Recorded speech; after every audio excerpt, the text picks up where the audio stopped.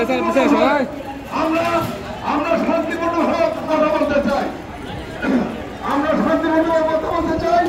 এখন সংক্ষেপে এই অগ্নিকাণ্ড এবং হামলা ভাঙচুরের বিরুদ্ধে সংক্ষেপে বক্তব্য রাখছেন সংগ্রামী সাধারণ সম্পাদক আলী আহমেদ ফারুক।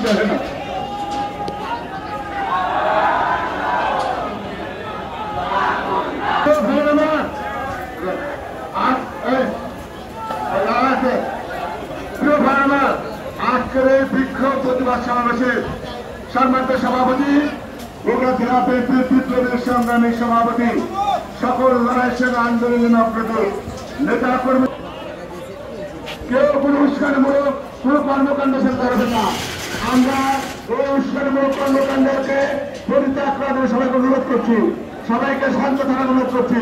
প্রিয় ভাই বাবা, উস্কানিতে বিনয় করে এই ছাত্রদের কোটা আন্দোলনকে বিএনপি অফিস পুরে দিয়ে বিএনপি লক্ষ লক্ষ নেতা কর্মীদের প্রাণে তারা আঘাত করেছে। আমি প্রশাসন ভাতে বলতে চাই, ওই সব দুষ্কৃতিকারীদের অবিলম্বে গ্রেপ্তার করা সকলের মানুষ এই দিকে কখনো মেনে নেবে না। আজকে এই সন্ত্রাসী সংগঠন আজকে সাধারণ ভিন্ন ঘাটে বাংলাদেশকে একটা অন্য ঘাটে নিতে চায়, তারা রাজনীতি খেলা দিতে চায়, তারা আজকে বিএনপি নৈতিক সমর্থন দিয়েছে। এই কঠোর সংস্কার আন্দোলনে বিএনপি সমর্থন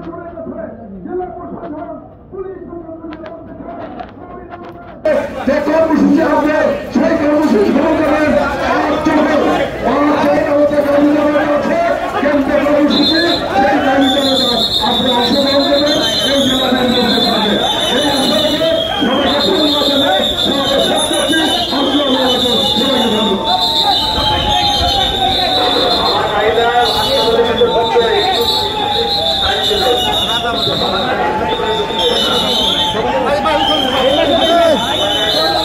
Hey,